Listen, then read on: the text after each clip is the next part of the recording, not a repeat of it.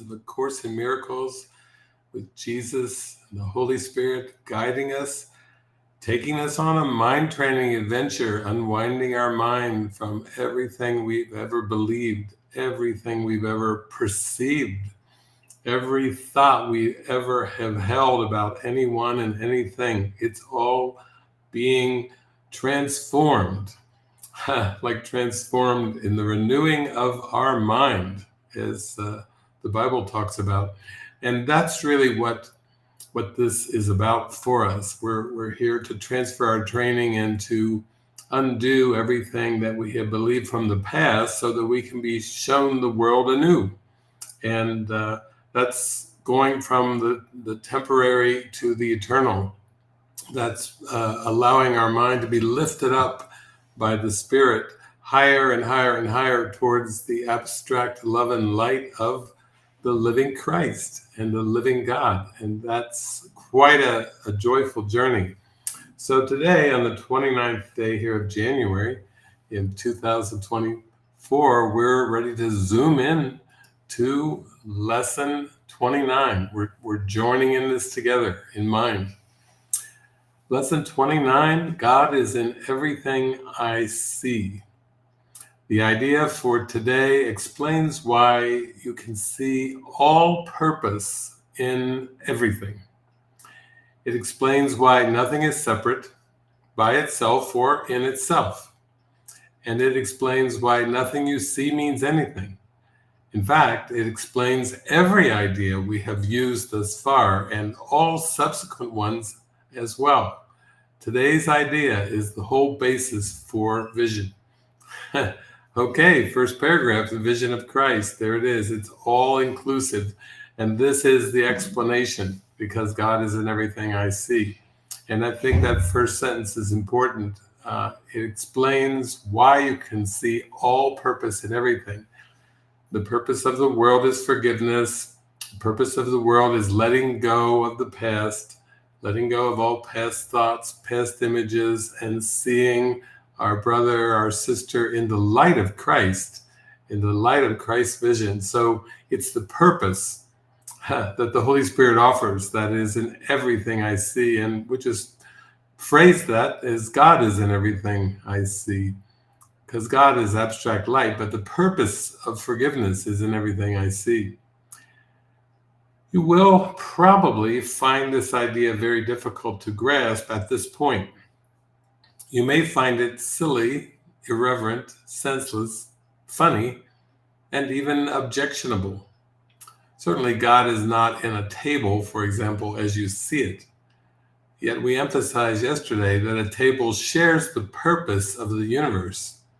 And what shares the purpose of the universe shares the purpose of its creator.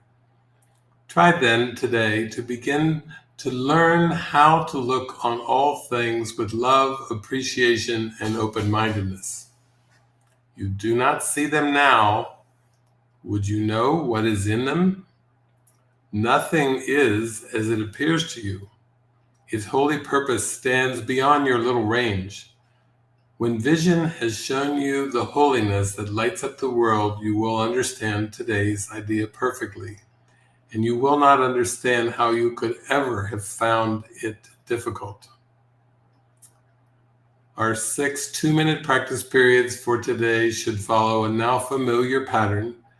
Begin with repeating the idea to yourself and then apply it randomly to chosen objects about you, naming each one specifically. Try to avoid the tendency towards self-directed selection, which may be particularly tempting in connection with today's idea because of its wholly alien nature. Remember that any order you impose is equally alien to reality. Your list of subjects should therefore be as free of self-selection as possible. For example, a suitable list might include: God is in this coat hanger. God is in this magazine. God is in this finger. God is in this lamp. God is in that body. God is in that door. God is in that wastebasket. In addition to the assigned practice periods, repeat the idea for today at least once an hour, looking slowly about you as you say the words unhurriedly to yourself. At least once or twice, you should experience a sense of restfulness as you do this. God is in everything I see. So, wow, this is our transfer of training.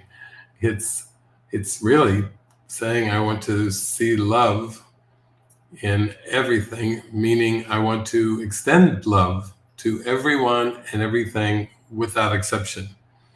And think of the openness of the heart of just having the purpose to just extend love and see God in everything, to extend love and feel that connection with agape, eternal, divine, unconditional love, just radiating out, just like you're a flower giving off your perfume today, your perfume of love, extending love.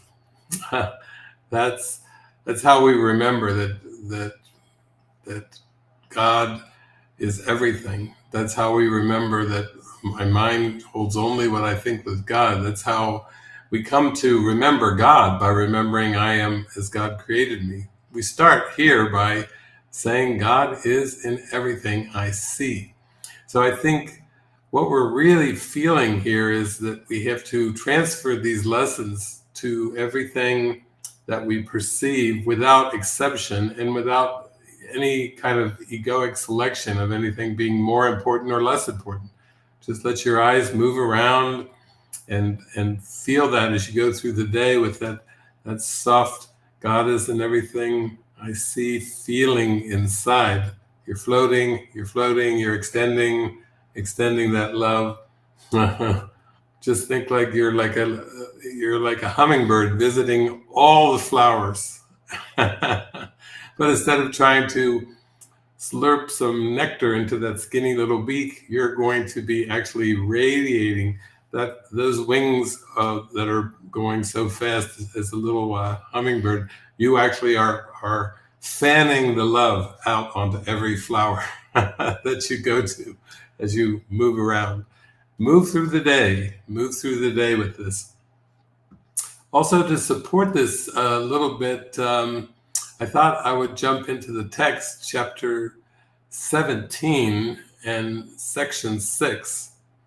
And let's drop down to the 6th and 7th paragraphs of that section, because it's really talking about the all-inclusive nature of truth. You can see if the goal is truth and we're having faith that the Spirit will show us the light and will transfer our training to everyone and everything without exception, then basically we have to find the all-inclusive way to do this. And that's by transferring the lesson of the day. God is in everything I see, to everything and everyone. Everything that I perceive, I want to shine and share the love of God so that I may see the love of God, reflected. That would be forgiveness, the happy dream. The goal of truth requires faith. Faith is implicit in the acceptance of the Holy Spirit's purpose, and this faith is all-inclusive. Where the goal of truth is set, there faith must be. The Holy Spirit sees the situation as a whole. The goal establishes the fact that everyone involved in it will play his part in its accomplishment. This is inevitable. No one will fail in anything. This seems to ask for faith beyond you and beyond what you can give. Yet this is so only from the viewpoint of the ego, for the ego believes in, quote, solving conflict through fragmentation and does not perceive the situation as a whole. Therefore, it seeks to split off segments of the situation and deal with them separately, for it has faith in separation and not in wholeness. Confronted with any aspect of the situation that seems to be difficult, the ego will attempt to take this aspect elsewhere and resolve it there. And it will seem to be successful, except that this attempt conflicts with unity and must obscure the goal of truth. And peace will not be experienced except in fantasy. Truth has not come because faith has been denied, being withheld from where it rightfully belonged. Thus do you lose the understanding of the situation the goal of truth would bring. Wow.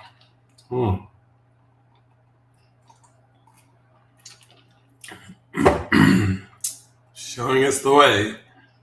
For fantasy solutions bring but the illusion of experience, and the illusion of peace is not the condition in which truth can enter. Wow.